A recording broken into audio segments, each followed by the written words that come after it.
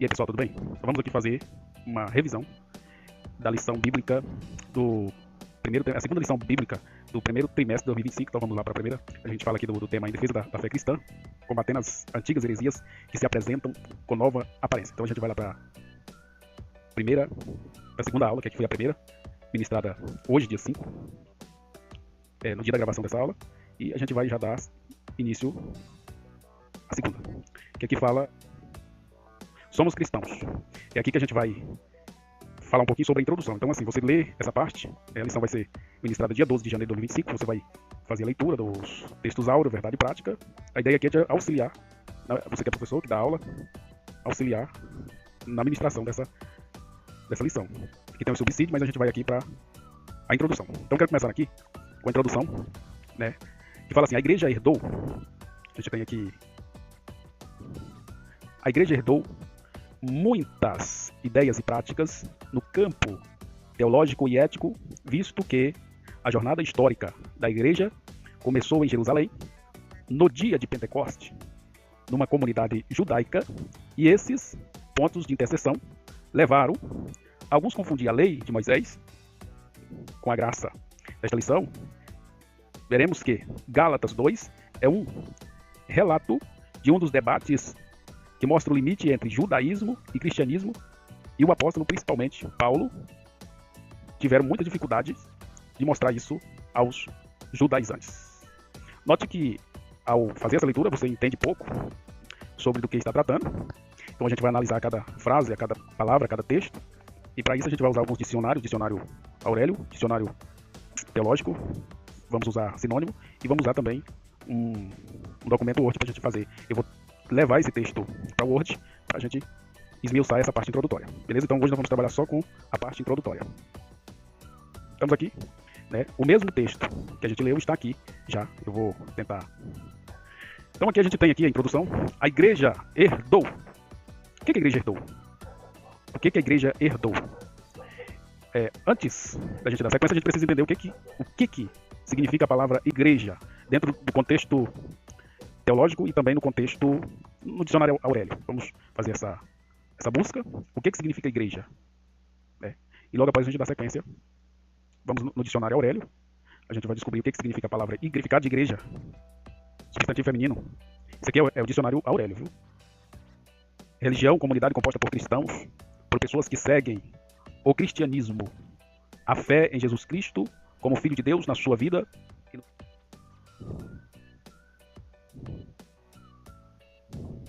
Comunidade composta por cristão, por pessoas que seguem o cristianismo, a fé em Jesus Cristo como Filho de Deus na sua vida e nos seus ensinamentos. A gente vai pegar agora o significado da palavra igreja no contexto teológico. Vamos lá? Estou aqui com o portal da bíblia.com.br. Igreja, derivado provavelmente do grego, ou seja, a casa do Senhor, que é usada por alguns amigos para local de adoração. No Novo Testamento, é a tradução da palavra inglesa eclésia, que é sinônimo no hebraico do Antigo Testamento, ambas palavras significando simplesmente uma assembleia, cujo caráter só pode ser conhecido pela conexão em que a palavra é encontrada. Há um caso claro do seu uso para o local da reunião ou da adoração, embora nos tempos do pós-apóstolo tenha sido recebido esse significado. Nem esta palavra é usada para denotar os habitantes de um país unidos na mesma profissão, como quando dizemos igreja da Inglaterra e igreja da Escócia.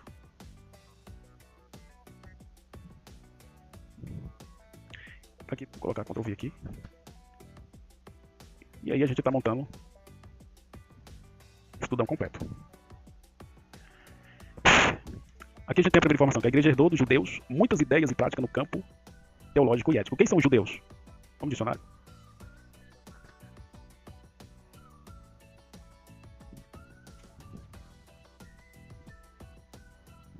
Aquele que segue o judaísmo, a religião do povo hebreu, cujo livro sagrado é o Torá, ou Tora, que contém os 5 primeiros livros da Bíblia israelita ou hebreu.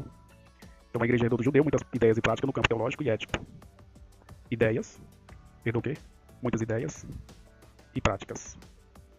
Muitas ideias, prática onde? No campo teológico. A igreja herdou do judeu muitas ideias, práticas no campo teológico e ético. Os judeus são um grupo étnico e religioso com uma história rica e complexa que demora há mais de 3.500 anos. Eles compartilham uma herança comum, tradição, culturas e religiosa e uma conexão com a terra Israel. E o que quer dizer campo teológico e ético. O que quer dizer campo teológico e ético? O campo teológico e ético se refere à área de estudo que explora a interseção entre a teologia, o estudo de Deus e das questões religiosas, e a ética, o estudo dos princípios morais e valores que governam o comportamento humano. Entre outras palavras, busca compreender como a fé e as crenças religiosas influenciam a moralidade e as ações das pessoas. Então, quando fala de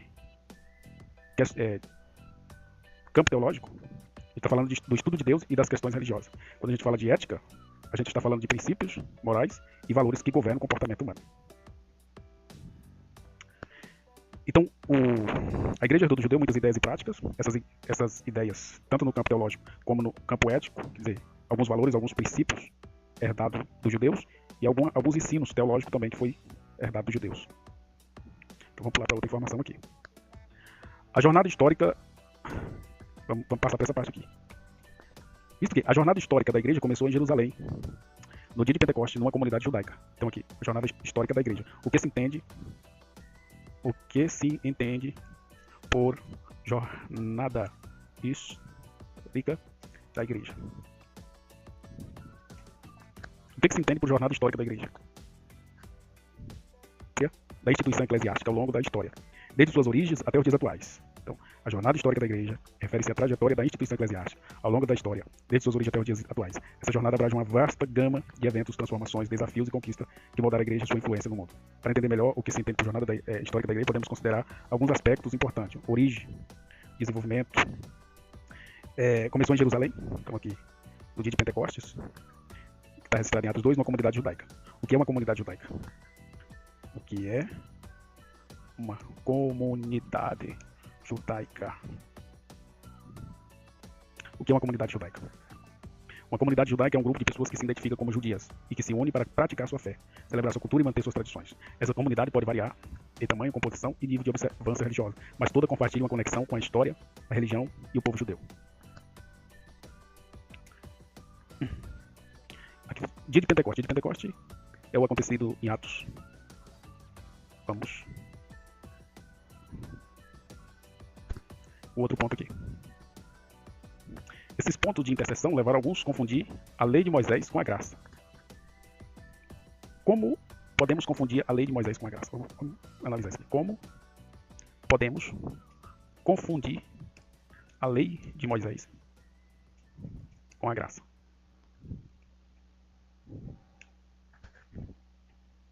Confundir a lei de Moisés com a graça é um erro comum, mas crucial para entender a mensagem central do cristianismo. A confusão surge porque ambos os conceitos são partes importantes da Bíblia, mas representam diferentes maneiras de relacionar com Deus. Aí aqui a gente tem a lei de Moisés, origem, entregue por Deus a Moisés no Monte Sinai, descrita principalmente nos 5 primeiros livros da Bíblia, Pentateuco. A natureza da lei de Moisés, um conjunto de mandamentos e regras que abrange aspectos morais, religiosos, sociais e cerimônios, inclui os 10 mandamentos e centenas de outras leis. O propósito da lei de Moisés, revelar a santidade de Deus e a pecaminosidade do homem, mostrando a necessidade de um Salvador. A lei servia como um espelho que refletia a incapacidade humana de atingir a perfeição divina. A ênfase da lei de Moisés, obras, obediência e justiça própria. A bênção era condicionada à obediência perfeita à lei. Agora, a graça. A graça, a origem manifestada plenamente através de Jesus Cristo, sua vida, morte e ressurreição. A natureza da graça é favor imerecido de Deus para a comunidade pecadora. É um presente gratuito, não conquistado por méritos humanos. O propósito da graça é oferecer salvação e conciliação com Deus, independentemente das obras da lei. A graça supra a incapacidade humana de suprir a lei. A ênfase da graça, fé em Jesus Cristo, misericórdia e amor, incondicional a Deus. Salvação é pela fé e não por obras. Como essa confusão acontece? A confusão entre a lei e a graça geralmente ocorre quando a lei é vista como meio de salvação, acreditando que a obediência à lei pode garantir a justificação diante de Deus. Isso ignora o fato de que ninguém é capaz de cumprir a lei perfeitamente. Romanos 3:20. A graça é mal interpretada como licença para pecar e às vezes também uma leitura seletiva da Bíblia. Falta de compreensão do propósito da lei e assim essa sequência de confusão. Então o que a gente vai fazer aqui? Nesta lição veremos que Gálatas 2, aqui a gente temos que o livro de Gálatas, o capítulo 2, é um relato de um dos debates que mostra o limite entre judaísmo e cristianismo.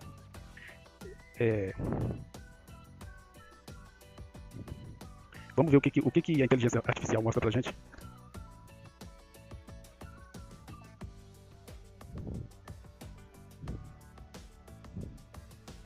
Como explicar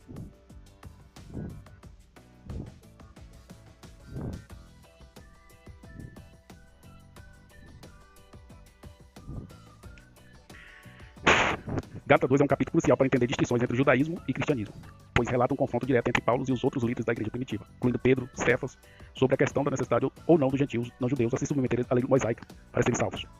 Então tinha aquela ideia de que, para ser salvo, tinha que obedecer os ditames da lei. E Paulo confrontava.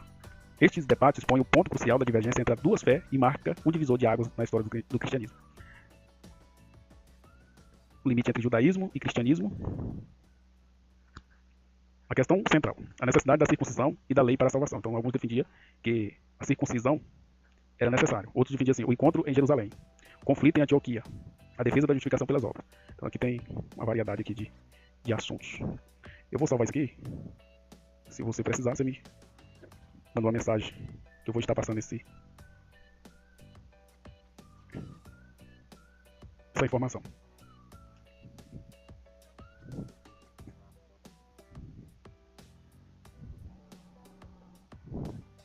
Gálatas 2. E os apóstolos, principalmente Paulo, tiveram muita dificuldade de mostrar isso aos judaizantes. Quem é os judaizantes?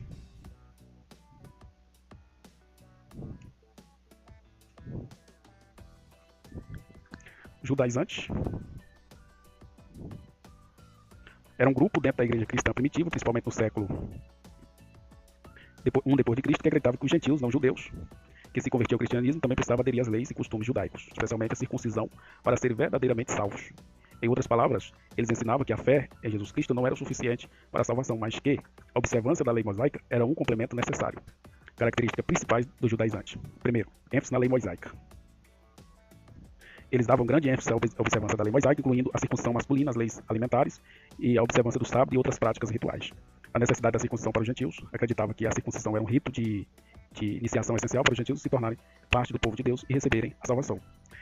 Também influência em comunidade cristã, eles viajavam para diferentes comunidades cristãs, especialmente aquelas compostas por gentios convertidos, para disseminar seus ensinamentos. Outra coisa também era a oposição a Paulo. O apóstolo Paulo foi um forte oponente do judaizante, argumentando que a salvação é pela graça mediante a fé em Jesus Cristo, independente das obras. Vou deixar salvo aqui também.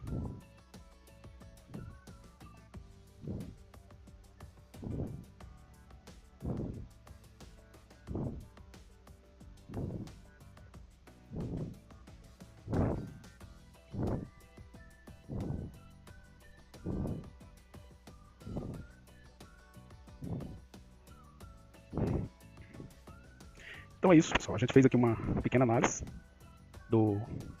a introdução, a lei dos judeus. A gente tentou abordar aí, fazer algumas pesquisas, e aí a gente vai encerrar aqui. Qualquer dúvida, pede esse esboço lá nos comentários, que aí eu vou enviar, deixar o link aí para poder você receber esse esboço.